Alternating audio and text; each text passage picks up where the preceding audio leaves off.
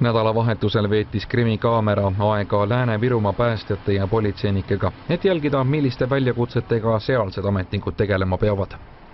Muide, üks padukoomilisemaid väljakutseid tehti tol nädalavahetusel Vinnist, kui üks kohaliku ainsa pilvelõhkuja ehk siis 9-korruselise maja elanik tundis maja peal tugevat kärsahaisu ja kartis kohe ka kõige hullemat.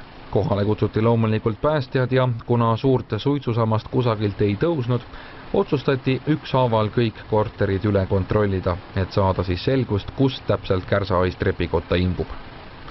Ükshaaval avasid naabrid päästjatele korteriuksed ja selgus, et kõigis korterites peale ühe oli kõik korras.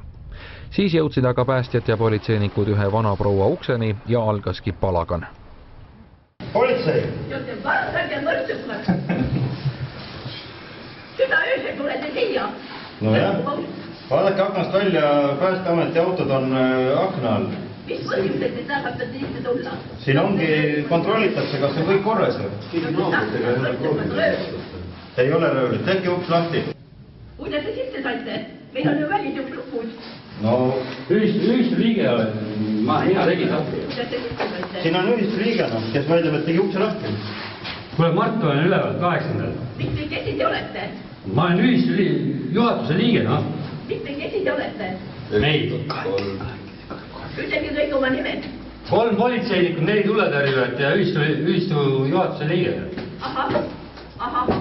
Mart olen, tee lahti uks. Kus te elate? Mina olen 8. korrusel, ma käisin su rõdu parandamas. Mäletad? Kas te vastaskorteris käisite? Kuidas? Kas te vastaskorteris? Jaa, vastas, mina käisin, jah. Mis seal oli? Ei, seal ei olnud midagi, seal oli kõik korras. Kes seal elasid? Inimesed vaatasid televiisorit. Kes seal elasid? Üks meesterahvas ja üks vanem naine. Kas te kõrvalkorteris käisite? Jaa, Raua Raimo käis ka sinu ukse taga, sai tee talle lahti. Kes see? Raua Raimo käis ka enne suga rääkimas. Kes see käis? Raimo. Millal? Enne just 10 minutit tagasi rääkis suga. Ta pole kunagi ukse taga käinud, ärge valetage. Milleks te tahate sisse tulla? Milleks? Kontrollida, et kõik korras on. Suitsu tuli siit.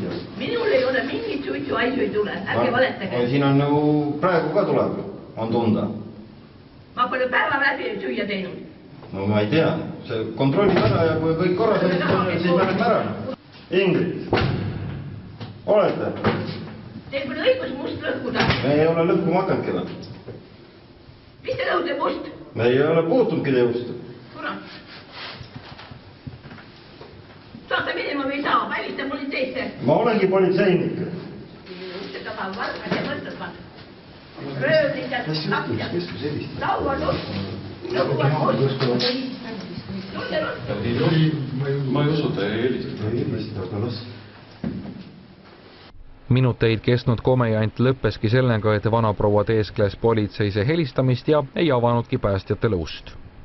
Samal ajal suutsid aga ametnikud teistpidi tuvastada, et tegelikult on sealses korteris kõik korras ja korteris olev kärsahais oli tõenäoliselt tekkinud hajameelsest söögi tegemisest. Küll aga mõistavad kõik ametnikud hukka memme käitumise ja kinnitavad, et tõsise mure korral oleks võinud lõppeda see kellegi viga saamisega. Sedapuhku õnneks ust maha lammutada polnud vaja, aga analoogseid juhtumeid, kus ukse maha lõhkumine on päästnud kellegi elu, on Eestis lähiminevikus küll ja küll.